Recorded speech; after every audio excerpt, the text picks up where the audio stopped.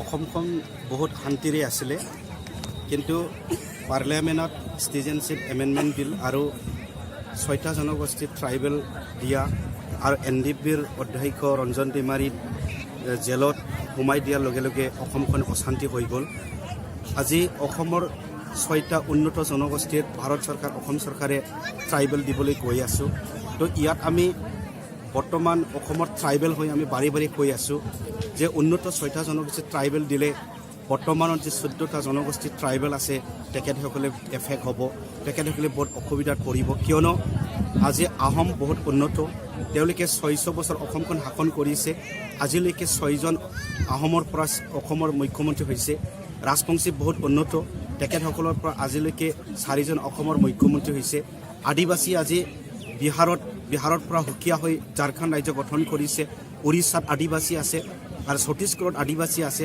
তেখেতসকল আমাৰ অসমত চাহপাত তোলাৰ কাৰণে তেওঁলোকে লৈ আহিছিলে। আজি তেওঁলোকক ট্ৰাইবেল দিবলৈ গৈ আছে। তো সেইকাৰণে আমি কৈছোঁ যে তেওঁলোকে বহুত উন্নত। সেইকাৰণে বৰ্তমান যি 14টা জনগোষ্ঠী তেখেতসকলত নিৰাপত্তাৰ ক্ষেত্ৰত উন্নতিৰ ক্ষেত্ৰত এই 6টা জনগোষ্ঠী ট্ৰাইবেল দিব নালাগে। আৰু ভাৰত চৰকাৰে অসম চৰকাৰে বিজেপি চৰকাৰে বাৰে বাৰে ট্ৰাইবেল দিবলৈ গৈ আছে। তো সেইকাৰণে আজি ৰাজ্যসভা লোকসভাৰ বাজেট অধিৱেশন চলি আছে। ইয়াত এই বাজেট অধিৱেশন লোকসভা সাংসদত চলি থকা অৱস্থাত আমি কৈ আছোঁ যে এইটো শেষ নোহোৱালৈকে আমি আন্দোলন কৰিম, আমি বাধা দিম। কিয়নো বাজেট ছেশ্যনত সেই উন্নত 6টা জনগোষ্ঠীৰ জনজাতি কৰা বিল আহিব পাৰে। সেইকাৰণে 13 তাৰিখ পৰ্যন্ত আমি চিচিটোৱা নেতৃত্বত ট্ৰাইবেল সংঘৰ নেতৃত্বত নিখিল বড়ো ছাত্ৰ সন্থাৰ নেতৃত্বত আমি সেনেকেই আন্দোলন কাৰ্যসূচী আমি পালন কৰি যাম। আৰু আমি ক'ব বিচাৰিছোঁ যে আমি আন্দোলন কৰাৰ লগে লগে উন্নত 6টা জনগোষ্ঠীৰ ট্ৰাইবেল দিব নালাগে বুলি আমি আদিবাসীৰ বিৰোধী নহয়, আমি ৰাজবংশীৰ বিৰোধী নহয়, আমি আহোমৰ বিৰোধী নহয়। তেখেতসকল উন্নতি হওক, তেখেতসকলে নিজৰ ভাষা সংস্কৃতি লৈ জীয়াই থাকক। কিন্তু আমাৰ যি বৰ্তমান 14টা জনগোষ্ঠী আমাক জীয়াই থাকে বুলি দিয়ক। ভাৰত সংবিধানে আমাক সুবিধা দিছে, সংবিধানৰ পৰা আমি বিচাৰি লোৱা নাই। কিন্তু তেখেতসকলে বিচাৰি ল'বলৈ গৈ আছোঁ যে আমাক ট্ৰাইবেল লাগে। কিন্তু তেওঁলোকক ট্ৰাইবেল দিয়াৰ লগে লগে বৰ্তমান যে আমাৰ সুবিধা, এই সুবিধাখিনি তেওঁলোকে কাঢ়ি লৈ যোৱাৰ নিচিনা হ'ব। কিয়নো আজি চাকৰি ক্ষেত্ৰত এডমিশ্যনৰ ক্ষেত্ৰত 10% আমাক দিয়া হৈছে আৰু MLA সমষ্টি MP সমষ্টি আমাৰ কাৰণে দিয়া হৈছে।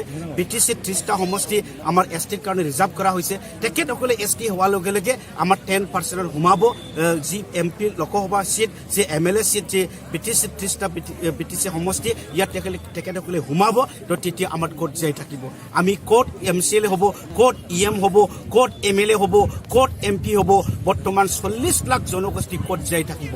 তেখেতসকলে যদি ট্ৰাইবেল হয় তেতিয়াহ'লে 1.5 কোটি মানুহ ট্ৰাইবেল কৰা হ'ব।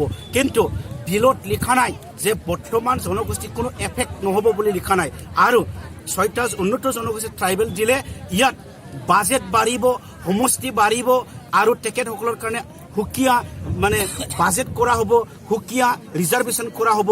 বিলত কোনো লিখা নাই। তো তেতিয়া বৰ্তমান আমাৰ যি সুবিধা পাই আছে সেইটো তেখেতসকলে কাঢ়ি ল'বলৈ গৈ আছে। সেইকাৰণে যেনে তেনে হ'লেও ভাৰত চৰকাৰৰ বিৰুদ্ধে, অসম চৰকাৰৰ বিৰুদ্ধে চিচিটোৱা নেতৃত্বৰ ট্ৰাইবেল সংঘৰ নেতৃত্ব, নিখিল বড়ো ছাত্ৰ সন্থাৰ নেতৃত্বৰ অসমত যিমানখিনি বৰ্তমান ট্ৰাইবেল আছে সেই বিল যাতে আহিব নোৱাৰে, উন্নত 6টা জনগোষ্ঠী যাতে ট্ৰাইবেল হ'ব নোৱাৰে, তাৰ বাবে আমি এই কাৰ্যসূচী পৰ্যায়ক্ৰমে 13 তাৰিখ পৰ্যন্ত আমি লৈ যাম।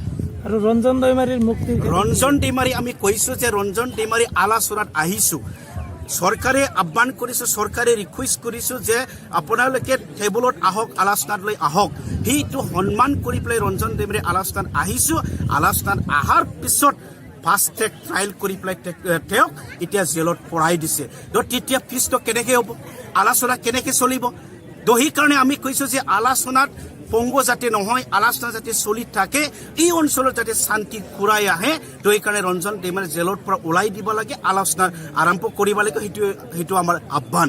আৰু আমি ক'ব বিচাৰিছোঁ এনেকৈ যি ঘটনা, ভায়লেন্স, হিংসা যি ঘটনা, আলফা আজি কিমান বিহাৰী মানুহ মাৰিছে, কিমান হিন্দী ভাষী মানুহ মাৰিছে, কিমান মাৰোৱাৰী মানুহ মাৰিছে। 15 আগষ্টৰ দিনা বম ফুটাই পেলাই কিমানজন ছাত্ৰ হত্যা কৰিছে, কিমানজন ছাত্ৰক মাৰিছে।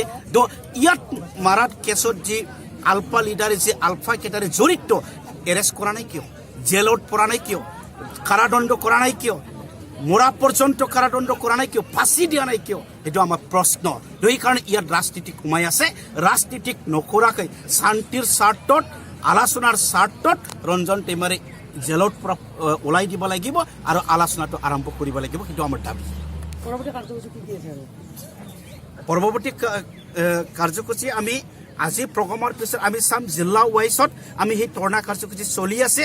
আৰু যদি সঁচাকৈ আমি গম পাওঁ যে 13 তাৰিখ পৰ্যন্ত যদি ট্ৰাইবেল বিল যদি আহিব বুলি আমি গম পাওঁ, তেতিয়াহ'লে 11 তাৰিখ 12 তাৰিখৰ পৰা 13 তাৰিখ পৰ্যন্ত বা বাজেট ছেছন শেষ নোহোৱালৈকে আমি অসম বন্ধ আহ্বান কৰিম।